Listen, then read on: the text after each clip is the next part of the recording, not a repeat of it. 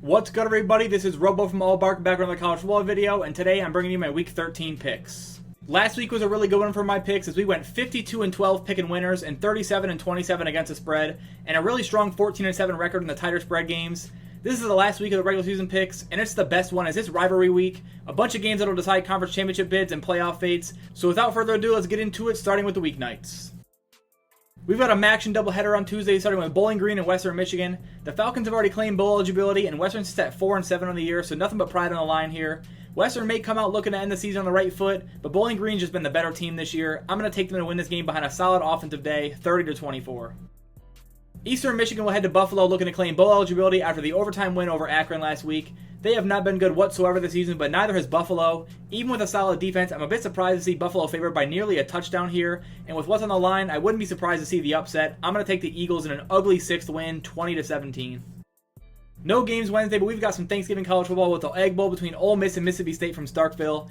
Mississippi State's looked a lot more energized after the firing of Zach Arnett, and I think they play some inspired football here with the rivalry and spark created. However, with their track record this season and how well Ole Miss can move the football, I'm taking Ole Miss to get it done, 35-20. Friday, we've got a really decent slate with 13 games on the day, starting at noon with Oklahoma and TCU. Oklahoma is still alive in the Big 12 title race, but they need a win and an Oklahoma State loss to get there. But the big question is the health of Dylan Gabriel and some other weapons on the Oklahoma offense. It sounds like they should be ready to go, but will likely be playing through some pain. TCU looked decent the last few weeks and we're playing for bowl eligibility here, but I think the Sooners stay alive in a close one, 35-28. Iowa at Nebraska is as ugly as it can get right now, with one of the best defenses in the country going up against an offense that really cannot score and has so many injuries. Iowa's already secured a spot in the Big Ten title, and Nebraska's playing for bowl eligibility for the 4th week in a row. This is not a game I'm confident in whatsoever, but I can't get behind Nebraska scoring on this Iowa defense, even with the situation at hand. Give me Iowa ugly, 13-10. Toledo has secured their spot in the MAC title game prior to this matchup on the road at Central Michigan. They'd probably be bigger favorites if this game mattered, but it's down to just over 10 as they may be gearing up for a more important game next week. This Rocket offense has a lot of firepower, but Central can put up some points themselves and has bowl eligibility on the line. I think they give them a run for their money, but I don't see Toledo taking the loss. Give me Toledo 31-24. Miami at Boston College could become a much more interesting game than we think. It's been a tough season for Miami with some shocking losses and tough heartbreakers as well as the last 2 weeks. Coming off 3 straight losses, I'm not sure they'll be up and ready for a noon kick in the cold weather in Massachusetts. I do think they'll find a way to pull this one out, but I'm expecting a lower scoring, tougher matchup than they like. I've got the U 24-20. Memphis at Temple could be a fun one on Friday, as Memphis defense has not been able to stop anyone from scoring all year, and Temple's looked much better after getting E.J. Warner back. Memphis played SMU tough, but a late score made the game look a bit tighter than it was, and with the defense they've played, it's tough not to see Temple being able to keep up here. I'm taking Memphis by a touchdown, 38-31. Ohio heads to Akron for the regular season finale with nothing on the line as MAC championship's already been set. Ohio has relied on their defense to dominate for the majority of this season, with Akron's offense having been abysmal all season. This will be likely another low-scoring matchup, but Ohio should have their way here, 27-10. UTSA will head to Tulane Friday with the American Conference Championship game on the line. Both teams undefeated in conference and playing some good football right now. However, UTSA has looked better in recent weeks, and Frank Harris has been incredible. On the road, though, it's tough to back them, but I'm looking forward to what should be a great game that may go down to the last possession. I'm going to cautiously take Tulane to get it done at home, 31-27. Utah State will take on New Mexico on the road with bowl eligibility at stake Friday, and they've got some questions around them right now at quarterback with a bunch of injuries to the starter and the backup. Both Cooper Legis and McKay Hillstead may be good to go, but are definitely banged up, and New Mexico State is coming off a massive upset win over Fresno State last week. They may be ready to play some spoiler here, and I think Utah State will be able to escape in a close one, 30-27. Missouri is in the top 10 and heads to Arkansas for the Battle Line rivalry game. Arkansas is going to come to play, but that defense has been struggling lately, and Missouri got a wake-up call last week against Florida. I'd expect them to come out hungry to finish off the season, looking to maybe get a New Year's Six bid with a win, 34-24. Boise State will host Air Force in a big-time Mountain West matchup, as the winner of this game is more than likely in the title game. Technically, 4 teams still have a way in, with UNLV having the clearest path. But regardless, for this game, a win comes first. This should be a run-heavy battle, as Boise has struggled through the air, and as we know, Air Force sticks to their game plan. Because of that, I think there could be fairly low amount of possession, and based on the last few weeks, I'm taking Boise in a close one, 24-21. Texas will host Texas Tech Friday night, looking for revenge after last year's upset loss in Lubbock. And obviously at this point, playoff hope's still on the line. Quinn Ewers is looking better each week after returning from injury, and although they've choked some big leads and been in some close games, I think they'll be able to win this one by 2 or 3 scores. Because of their history, I won't go with a blowout, but I've got the Longhorns taking this one 34-20. Penn State and Michigan State will play for the Land Grant Trophy Friday night from Ford Field in Detroit. Drew Aller suffered an injury that held him out of the second half against Rutgers, but Coach Franklin said he should be good to go for this one. Michigan State has done pretty much nothing offensively against the better defenses they faced, and with how dominant Penn State plays on that side of the ball, I'd expect more of the same in this game. I've got Penn State rolling 35-10. Oregon State and Oregon will wrap up the Friday slate from Austin Stadium, with Oregon just needing a win to get a rematch against Washington in the Pac-12 title game. But Oregon State showing they can hang after nearly upsetting Washington last week. However, they've been really at their best at home, and at Oregon in a night game atmosphere, I don't know how well they'll be able to move the ball offensively. If they get in an early hole, it'll be tough to climb out of because they won't be able to rely on the run game, and I think Oregon gets their second shot at the Huskies, taking this one 38-24. We start off the Saturday slate with the biggest game of the season, number 2 Ohio State at number 3 Michigan, and I think a lot of people are questioning this Michigan team after a letdown game against Maryland and some offensive struggles without Harbaugh on the sidelines, and rightfully so, as they have not been at their best the last 2 weeks, but the same situation happened last year with a near loss to Illinois where they lost Blake Corum the week prior to the game, and based on what I know about this Michigan team, I like Michigan at home in a lower scoring game than years past. Yes, Ohio State's defense has improved, but they were still arguably a top 10 unit last season with a much better quarterback as well. This year, I've got the Wolverines at home again, 27-21. Louisville and Kentucky face off for the Governor's Cup, with Kentucky taking each of the last 4, but Louisville coming in as a better team this season. Louisville has already secured their spot in the ACC Championship, and they'll take on Florida State next week, so maybe a little bit of a look-ahead situation despite the rivalry at hand. I do think they'll be able to be focused enough to take care of business and get the win, but Kentucky should come out inspired and hungry. I've got the Cards taking a close one, 27-23. Jaden Daniels continues to make his Heisman case week after week with incredible numbers regardless of opponent, and this week is another big opportunity as LSU will host Texas A&M in Daniels' final game in Tiger Stadium.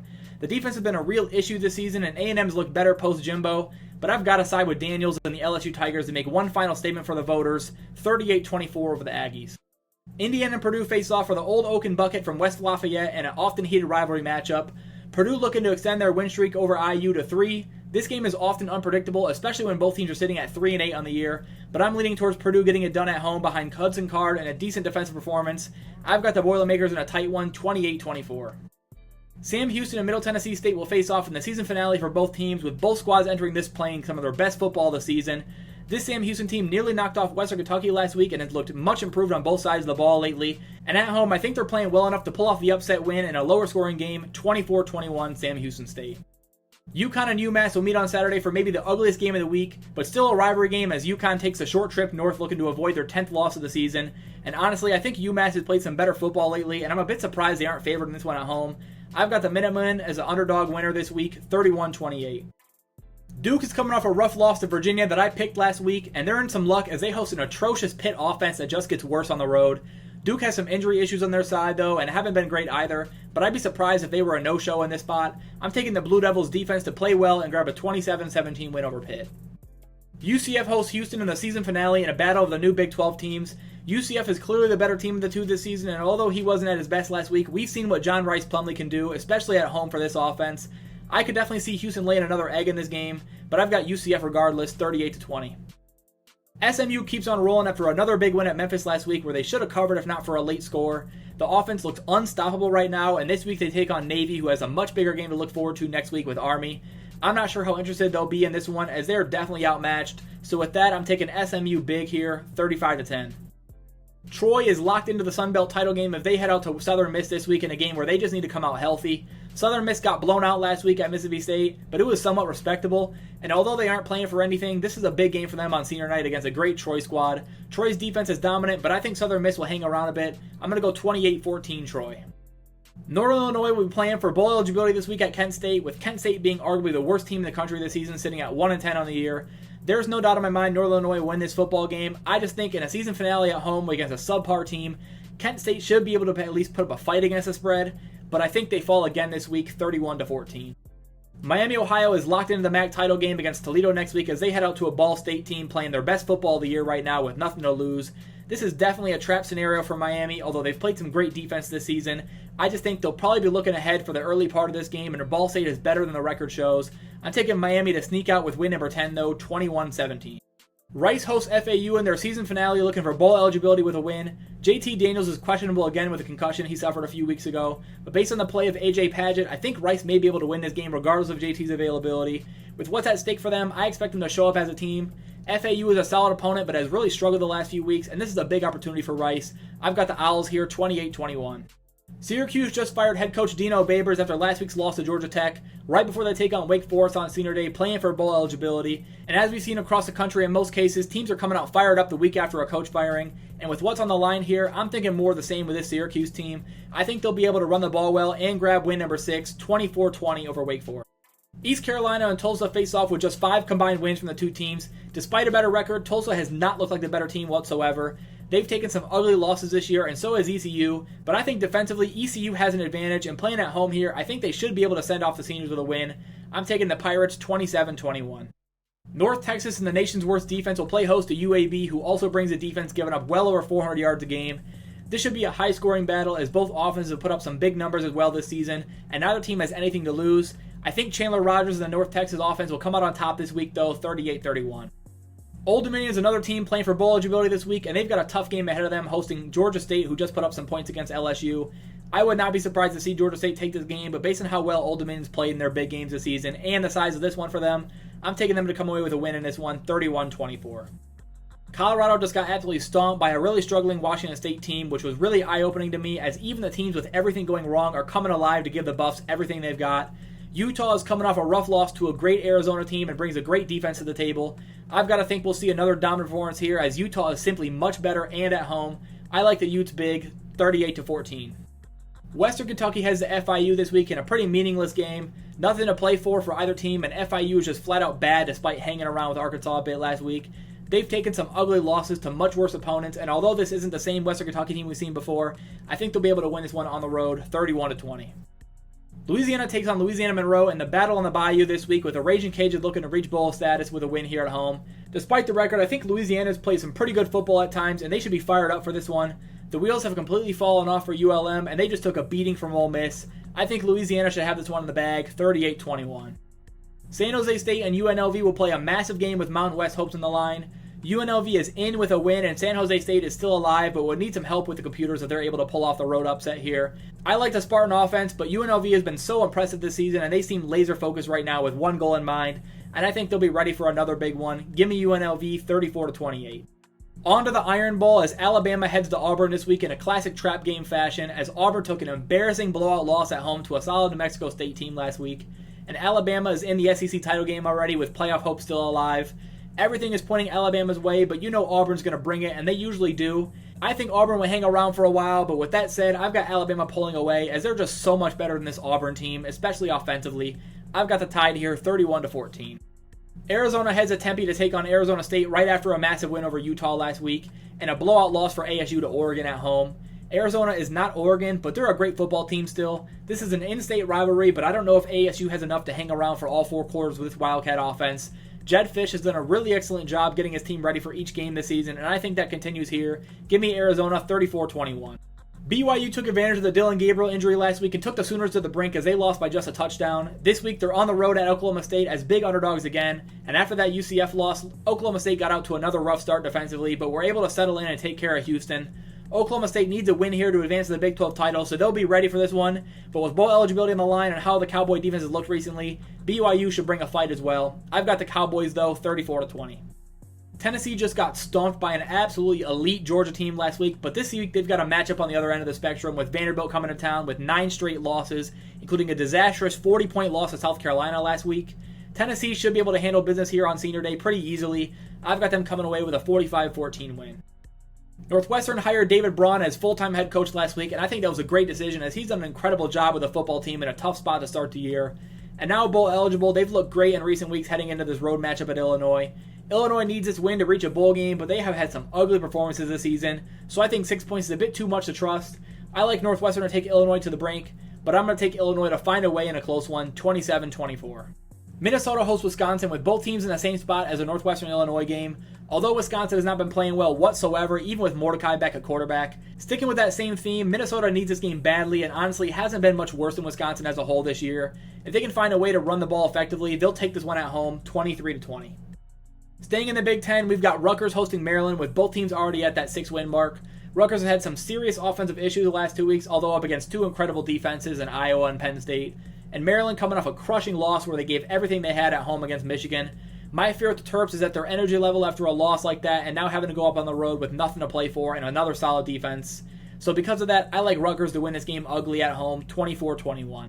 Liberty continues to impress on the offensive side of the ball behind an incredible showing from Caden Salter, as I mentioned each week. I love what he brings to the table with this offense, and they've handled business all year long. You can say they may be looking ahead to that conference title game, but they've got perfection on the line, sitting at 11-0 right now. And I think they want to get there against a bad UTEP team. I've got Liberty's offense continuing to roll this week with a 38-17 road win for number 12. Virginia and Virginia Tech face off for the Commonwealth Cup this week at Virginia, who has been looking much better the last few weeks, including an upset win over Duke. Kyron Drones is going to be one of the tougher matchups their defense had to face all season, and Tech is playing for a bowl appearance, but they've gotten it done against better guys such as Drake May this season. So with a rivalry game at stake, a spoiler situation at hand, and a much improved team as a whole, I like Virginia at home to get it done in what should be a great game, 30-27. Appalachian State hosts Georgia Southern, another rivalry game to wrap up the regular season for both teams. Nothing at stake other than bragging rights in this one, as we've seen some closer games in the past between these two. App State has been on a roll and just picked up a huge win over James Madison last week. Meanwhile, Georgia Southern has lost 3 in a row and is looking to get back on the right track before they enter bowl prep. I'd expect Georgia Southern to give it their all, but with the way they're playing, I have to take App State to win this one close, 34-28. James Madison got their postseason waiver denied by the NCAA this past week, and they came out super flat after that against Appalachian State, ending that perfect season for the Dukes. And with the unfortunate news, it's hard to see them getting up for a big game here at Coastal Carolina with nothing to play for other than pride at this point. Coastal can make it into the Sun Belt title with a win here, so they'll bring their A game. With that said, though, James Madison's defense is still an elite group, and I do think they'll have a little fight left in them to end the season on a strong note. Coastal will give them a great game, though, but I've got the Dukes winning this one, 27-24. Marshall will welcome the scorching hot Arkansas State team this week, who dropped 77 on Texas State a week ago and has won 3 of their last 4 to reach bowl status. Marshall is sitting on 5 wins in the year, so a bowl game is on the line for them. At home with a lot at stake, I'm thinking the offense will finally come to play after getting shut out last week and being held under 10 3 weeks in a row in a tough stretch of their schedule. If they're able to manage some stops, I like Marshall to take this one, 31-27. Washington will look to complete their undefeated regular season as they welcome in Washington State to Seattle. A spot in the final Pac-12 title game has already been secured, but they're playing for a whole lot more than that with playoff spots on the line. The defense has had some issues, and Washington State's finally got it going last week against Colorado. They'll put some points up, but I don't see them slowing the Husky offense down. I like Washington here, 45-27. New Mexico State and Jacksonville State face off this week right after a massive program win over Auburn on the road last week for the Aggies, and some tough news on the postseason eligibility for Jacksonville State that didn't seem to matter much last week against Louisiana Tech. This is a huge potential letdown spot for the Aggies to have a title game next week against Liberty, but they're at home and absolutely rolling right now. This should be an incredible game, but I'm going to go with the Aggies, 27-23. Florida State heads to Florida with just awful circumstances now as Jordan Travis suffered a season-ending injury last week, ending his college career. Florida will also be without Graham Mertz as he suffered a collarbone injury in the loss to Missouri. Because of the Travis injury, I think a lot of people are going to be on the Florida side at home here, but with how talented the Seminole offense is, I think they can come together and get it done for Travis to finish off the undefeated regular season as they look to keep the playoff hopes alive. If Mertz were a go, I would maybe side with Florida, but I trust FSU a lot more in this game still. I like the Noles 31-21. Notre Dame will head out west to Stanford to play for the Legends Trophy as they enter this one as huge favorites. Notre Dame has handled business against the lesser teams in their schedule so far, but Stanford's found a way to compete with a few teams this year, including Washington. This one really depends on which Stanford team shows up, and considering the magnitude of this game for them, I think we may see Stanford come to play a bit, at least enough to keep it interesting for a while. I think Notre Dame ends up rolling, though, 38-14. West Virginia heads to Baylor this week as road favorites, and for good reason, as this Baylor team is on the verge of quitting, it seems, with back-to-back blowout losses, including an ugly one last week to TCU. Even at home, I find it hard to trust them to play well enough here. I'm going to take the Mountaineers on the road, 34-24. South Alabama at Texas State should be another good one in the Sun Belt this week, with both teams looking to finish the regular season strong. Texas State just got absolutely demolished last week, so they'll be looking to bounce back here at home. I think South Alabama's playing better football right now, but the last two have been at home, and Texas State shouldn't go down easy. I like the Jags to sneak away with a win, though, 31-28. Georgia is on the road at Georgia Tech after another elite performance against a ranked opponent in Tennessee. This is definitely a look-ahead spot as they've got Alabama next week in the SEC title game, but the talent gap and performance gap is absolutely huge here, and I wouldn't be surprised to see Georgia continue dominating in this game. I like the Dogs big, 42-14. Kansas at Cincinnati could be a sneaky good game this week with Jason Bean banged up heading into the road matchup. He should be good to go for this game, though, and Cincinnati's been a nightmare pretty much all season long. They've got a shot in this game, but I don't trust them whatsoever at this point, so I'm taking Kansas to finish strong with a 31-23 win. Clemson lost to South Carolina at home last year by just a point in the regular season finale, and this year we'll head to Columbia looking to spoil a bowl berth for the Gamecocks, who sit at 5-6 on the year. They were able to grab the win last week against Kentucky, which puts a lot more meaning in this one beyond the rivalry, but Dabo's done a nice job rallying their troops and getting them geared up for the rest of the season, and I think they'll want revenge here for sure. I just think South Carolina will do enough to keep this one close, but fall short this time, 31-27. South Florida hosts Charlotte Saturday night with, again, bowl eligibility on the line for the Bulls. They need to come out on strong in this one as they're both at home and have been the better team on the season. The defense has been a nightmare, but they've had some good offensive weeks, and I think they'll be ready for another one and take care of business under the lights this week, 30-20. Kansas State will take on Iowa State, still alive in the Big 12 race, as they'll need a win and some help to get there, but technically are still alive. They'll know prior to this game whether they've got a shot, but I think they come out hungry regardless, as they've been incredible at home lately with some dominating performances. This could be similar, but I think Iowa State is a good enough opponent to hang around. I like the Wildcats, though, 34-20. NC State welcomes in-state rival North Carolina Saturday night, with both teams entering this one 8-3 on the season, and NC State playing some incredible football to end the season right now. North Carolina has arguably the best offense I've seen lately, but a defense that the Wolfpack should be able to score on. This could be a bit higher scoring than expected, but I gotta side with the better defense at home. I like NC State to pull off the upset, 30-28. Wyoming just dominated Hawaii last week and will hit the road to play Nevada in the finale, where they haven't really been the same team this season. However, I think they've got a decent talent gap in this game, as Nevada has been a disaster outside of a short 2-week stint of a solid football against San Diego State and Hawaii. Wyoming is just a tough matchup here, and even at night, I don't expect Nevada to play well enough to win this one. Give me Wyoming 31-17. Cal heads to UCLA looking for bowl eligibility, sitting on that 5-win mark, and they'll have their work cut out for them, as this Bruin defense has done a great job all year long and is coming off a big-time win over USC last week. That could, however, play into an advantage for Cal, as UCLA may be in a letdown spot here with less significance in this matchup. I wouldn't be surprised to see Cal hanging around with a solid offense behind them, but the difference in defensive ability is pretty strong, so I think UCLA will still be able to win here, 31-24. Fresno State's coming off some really rough performances, including an ugly loss to New Mexico last week, and Mikey Keene missed the start of that one with an injury before coming in as they were behind late. San Diego State has really struggled at times this season and is coming off 4 consecutive losses with some poor offensive showings, but at home with a solid defense, I think they give the Bulldogs a run for their money, but ultimately fall short as Fresno escapes 24-20.